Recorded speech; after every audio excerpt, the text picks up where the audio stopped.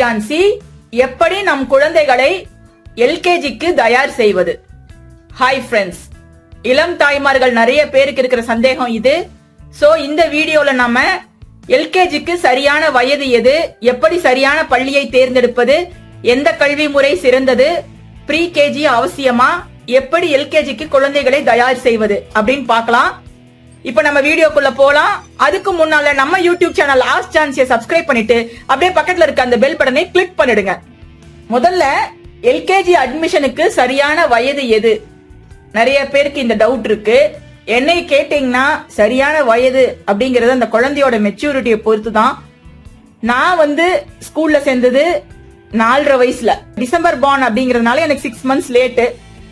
அது இல்லாம ஒரு 1 year லேட்டா சேர்த்துனாங்க. ஆனா நான் பாத்தீங்கன்னா மத்த ஸ்டூடெண்ட்ஸை விட ரொம்பவே விவரமா இருப்பேன் சின்ன வயசுல இருந்தே. அது லேட் அட்மிஷன் கூட ஒரு காரணமா இருக்கலாம், என்னால சரியா ஜட்ஜ் பண்ண முடியல. ஆனா ஏர்லியரா ஸ்கூல்ல சேர்த்துனா பெரும்பாலான பேரண்ட்ஸ் உடைய அனுபவம் இது. நிறைய பேர் ஃபேஸ் பண்ற ஒரு ப்ராப்ளம்னு சொல்லலாம். என்னன்னா குழந்தைங்களோட ஹேண்ட் ரைட்டிங் ரொம்ப ரொம்ப பேடா இருக்கும். அடுத்ததா பாத்தீங்கன்னா அந்த குழந்தைங்க ரொம்ப ஸ்லோ ரைட்டரா இருப்பாங்க. இது என்னுடைய சன் விஷயத்துல நான் அனுபவப்பட்டுட்டேன். அவனை ஆக்சுவலா அவன் ஆகஸ்ட் பார்ன்னா 3 கூட கம்ப்ளீட் பண்ணாம கொண்டு போய் ஸ்கூல்ல வைக்கிற மாதிரி ஒரு சூழ்நிலை இருந்ததுனால ஃபர்ஸ்ட் நான் அவனை ப்ரீ கேஜில தான் போட்டேன். ப்ரீ கேஜில போட்டு அதுக்கப்புறம் என்ன ஆச்சுன்னா அவன் கம்ப்யூட்டர்ல ரொம்ப டேலண்டா இருந்தான் 2.5 வயசுல.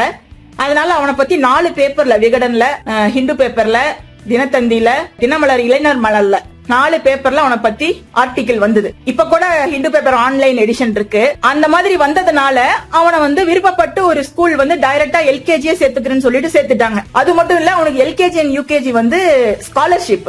ஏன் கேட்டீங்கன்னா ரொம்ப டேலண்டா இருந்தான் அப்படின்னு சொல்லிட்டு அவனை ஃபீஸ் இல்லாம அட்மிட் பண்ணி படிக்க வச்சாங்க. அதனால சரி ஸ்காலர்ஷிப் கிடைக்குதுன்னு நாங்களும் கொண்டு போய் ரொம்ப சீக்கிரமா ப்ரீ மெச்சூரா சேர்த்து இப்ப 9th படிக்கிறான். இன்னைக்கு வரைக்குமே அவனுக்கு பேட் ஹேண்ட் ரைட்டிங் தான். நாங்க ஹேண்ட் ரைட்டிங் கிளாஸ்க்குலாம் கூட அனுப்பி பார்த்துட்டோம். அது ஓரளவுக்கு தான் எங்களால இம்ப்ரூவ் பண்ண முடிஞ்சது. அதே போல இன்னைக்கு வரைக்குமே ஸ்லோ ரைட்டர் தான் அவன். கிளாஸ்ல நல்ல மார்க் வாங்குவான், ஃபர்ஸ்ட் ரேங்க்லாம் கூட வாங்குவான். ஆனா அவனுக்கு மார்க் போறது எழுதாம விட்டுட்டு வர்ற கேள்விகள்னால தான் மார்க் போகும். ஏன்னா எல்லாத்துக்கும் அவனுக்கு ஆன்சர் தெரியும்.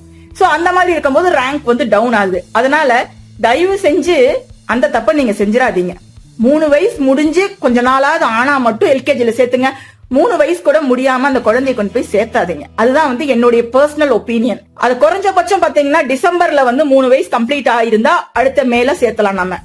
ஏன்னா அந்த மாதிரி தான் இன்னைக்கு சிபிஎஸ்இ ஸ்கூல்ல எல்லாம் ரூல்ஸ் வச்சிருக்காங்க. ஆனா மெட்ரிக்ல அப்படி இல்ல. ஜூன்ல பிறந்தாலும் சேர்த்திக்கிறாங்க, ஜூலைல பிறந்தாலும் சேர்த்திக்கிறாங்க, ஆகஸ்ட்ல பிறந்தாலும் சேர்த்திக்கிறாங்க. சில பெரிய ஸ்கூல்ல சேர்த்த மாட்டாங்க, ஏன்னா அவங்களுக்கு போட்டி இருக்கும். ஆனா போட்டி இல்லாத சில ஸ்கூல்ஸ் எல்லாம் பாத்தீங்கன்னா நமக்கு அட்மிஷன் கிடைச்சா போதும் அப்படின்னு சேர்த்திக்கிறாங்க. அவங்களுக்கு 10th ப்ராப்ளம் வருமா அப்படின்னு கேக்குறாங்க. ப்ராப்ளம் வரும். ஆனா டைரக்டர் ஆஃப் எக்ஸாமினேஷன் அப்படிங்கிற போர்டுக்கு எழுதி ஸ்பெஷல் பர்மிஷன் வாங்கிடலாம். அந்த மாதிரி ஸ்டூடெண்ட்டுக்கு ஸ்கூல்லயே பர்மிஷன் வாங்கி கொடுத்துருவாங்க 10th எழுதுறதுக்கு. சோ அந்த மாதிரி ஏஜ் ரிலாக்ஸேஷன் இருக்கு. அந்த பிரச்சனைகள் நாம ஃபேஸ் பண்ண வேண்டியது இல்ல, ஆட்டோமேட்டிக்கா அது ஸ்கூலே பண்ணிரும். ஏன் சன்ன அந்த மாதிரி சேர்த்திட்டு எனக்கு ரொம்ப வருத்தமா இருந்தது. அதுக்கப்புறம் அவனை கொண்டு போய் கொஞ்ச நாள் சிபிஎஸ்இல போட்டேன். சிபிஎஸ்இல போடும்போது 1 year கம்மியா படிக்க வச்சேன் நானு, விருப்பப்பட்டே. அதாவது இவன் இதனாலதான் இந்த மாதிரி இருக்கும் அப்படின்னு சொல்லி 4th standard 2 times படிக்க வச்சான். அவன் அவ்வளவு இன்டெலிஜென்ட்டா இருந்தும் கூட. ஆனா அப்படி படிக்க வச்சுமே அவனுடைய ஹேண்ட் ரைட்டிங் இம்ப்ரூவ் ஆகவே இல்லை, அவனோட ஸ்லோ ரைட்டிங்கும் இம்ப்ரூவ் ஆகவே இல்லை. ஓரளவுக்கு இப்ப பெருசாக பரவாயில்ல. ஆனா நார்மலா என் பொண்ணு எந்த அளவுக்கு எழுதுவாளோ அந்த அளவுக்கு அவனுக்கு வரவே இல்லை. அதுக்கு காரணம் அந்த ப்ரீ மெச்சூரா இருக்கும்போது அந்த ஃபிங்கர்ஸ் எல்லாம் பாத்தீங்கன்னா ரொம்ப டெண்டரா இருக்கும், பிஞ்சா இருக்கும். அந்த பிஞ்சு வயசுல பிடிச்சு எழுத வச்சதுதான் காரணம் அப்படின்னு என் மனசுக்குள்ள ஒரு ஃபீலிங் இன்னுமே இருக்கு, ஒரு குற்ற உணர்வு இருக்கு. அதனால ஒரு அளவுக்காவது உங்க குழந்தை 3.5 வயசாவது ஆகும்போது நீங்க எல்கேஜில அட்மிஷன் பண்ணுங்க. 1 வருஷம் லேட் ஆகுறதுனால எந்த பிரச்சனையும் வந்துட போறது இல்ல. அப்படி லேட் ஆகும்போது இன்னும் கொஞ்சம் விவரமா, இன்னும் கொஞ்சம் பிக்கப் பண்ணக்கூடிய திறமை, அந்தந்த ஏஜுக்கு தகுந்த மாதிரி தான் அவங்களுடைய அறிவு. இப்ப என் பொண்ணு ஜூன் பார்ன். சோ அவளை நான் கரெக்டா அந்த 3 years கம்ப்ளீட் பண்றப்ப சேர்த்துனேன். எனக்கு ஒன்னும் பிரச்சனை வரல, பிக்கப் பண்ணி கரெக்ட் பண்ணி கொண்டு வந்தாச்சு. ஆனா சன் விஷயத்துல மாட்டிக்கிட்டேன். சோ என்னோட அனுபவத்தை நான் சொல்றேன். அடுத்தது சரியான பள்ளியை எப்படி தேர்ந்தெடுக்கிறது. அதாவது சரியான பள்ளி அப்படின்னா ஒரு ஸ்கூல் நல்ல கட்டடமும் ஏசியும் ஹைஃபையான ஒரு இன்ஃப்ராஸ்ட்ரக்சரும் இருந்தா அதை பார்த்து மயங்கி தேர்ந்தெடுக்காதீங்க. ஒரு பள்ளியை செலக்ட் பண்றதுக்கு முன்னால உங்களால முடிஞ்சதுன்னா அந்த பள்ளிக்கு போய் அங்க உள்ள சில டீச்சர்ஸ் கிட்ட பேசி பாருங்க. ஆல்ரெடி நீங்க எஜுகேட்டடா இருந்தீங்கன்னா அந்த டீச்சர்கிட்ட பேசும்போது அவங்களுடைய இங்கிலீஷ்லாம் எப்படி இருக்கு, எந்த மாதிரியான டீச்சர்ஸ் அவங்க ரெக்ரூட் பண்ணிருக்காங்க அப்படின்னு தெரிஞ்சுட்டு அவங்க லாங்குவேஜ் நல்லா இருக்கா அப்படிலாம் பார்த்துட்டு அதுக்கப்புறமா நீங்க சேர்த்துனீங்கன்னா உங்க குழந்தையோட லாங்குவேஜ் திறமைகள் எல்லாமே நல்லா பளிச்சிடும். ஒரு பள்ளி அப்படிங்கிறது அந்த பள்ளியில உள்ள டீச்சர்ஸ் தானே தவிர அந்த பள்ளியோட கட்டடமோ அதுல இருக்க ஏசியோ கிடையாது. அந்த பள்ளியோட நிர்வாகம் எந்த அளவுக்கு திறமையான டீச்சர்ஸை ரெக்ரூட் பண்ணுது அப்படிங்கறத வச்சுதான் அந்த ஸ்டூடெண்ட்ஸ் உடைய அவுட்கம். போட்டு ரொம்ப திணிச்சுதான் சில ஸ்கூல்ல வந்து குழந்தைங்களை மேல கொண்டு வர்றாங்க. அது சரியான முறை இல்ல.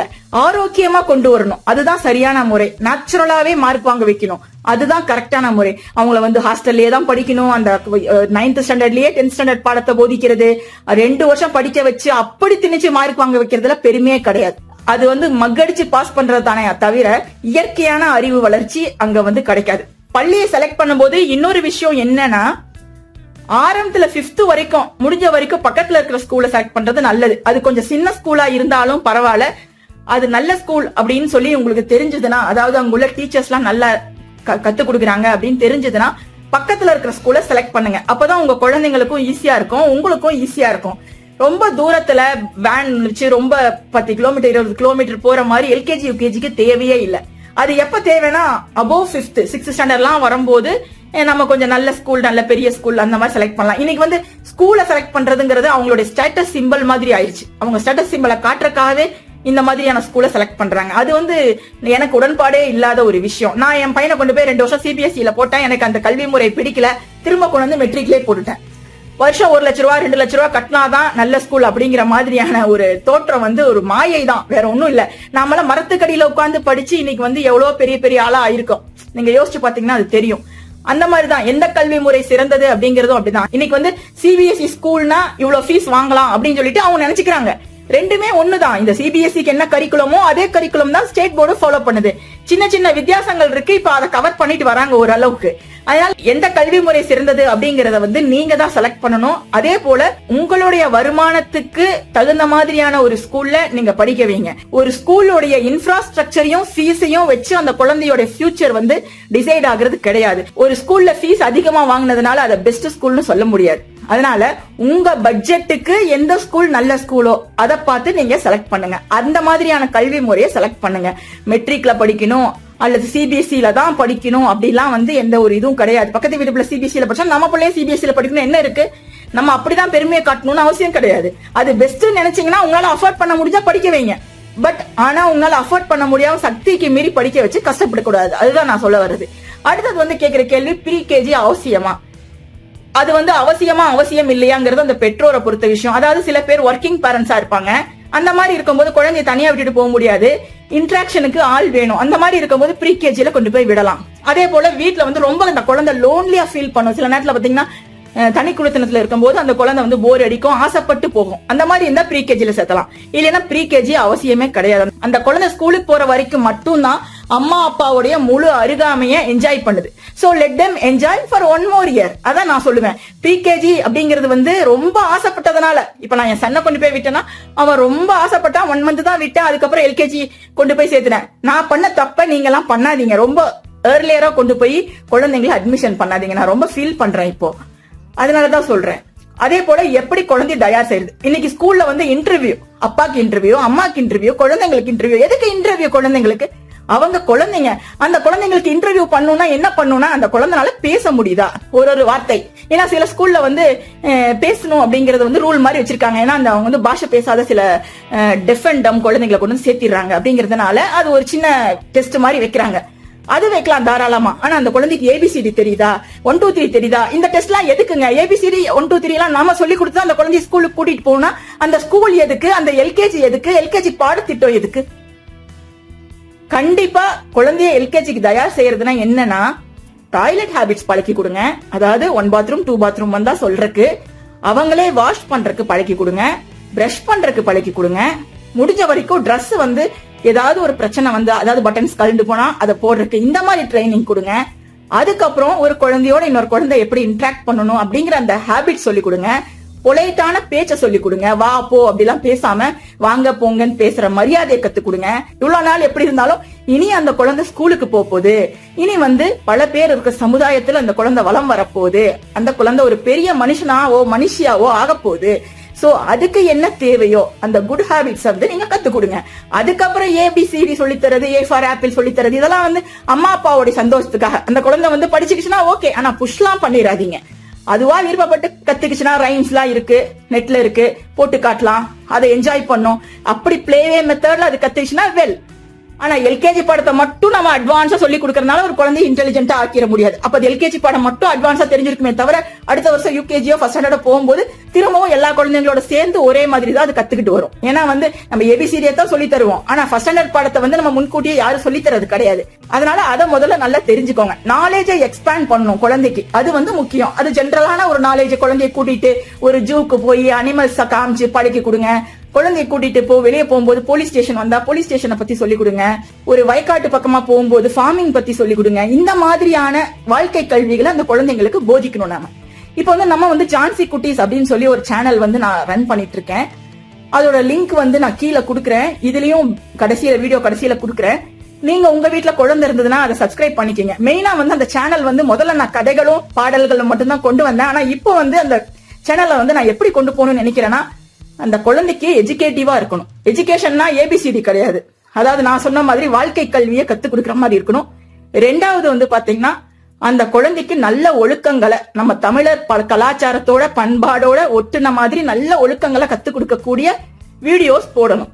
அதாவது ஜங்க் ஃபுட் சாப்பிடக்கூடாது, ஹெல்த்தியான ஃபுட்ஸ் தான் சாப்பிடணும், வெஜிடபிள்ஸ் தான் சாப்பிடணும். இந்த மாதிரியான விஷயங்களை அப்படியே ஒரு ஆக்டிவிட்டி மூலமா சொல்லி கொடுக்குற மாதிரி கொண்டு போகணும் அப்படின்னு நான் நினைக்கிறேன்.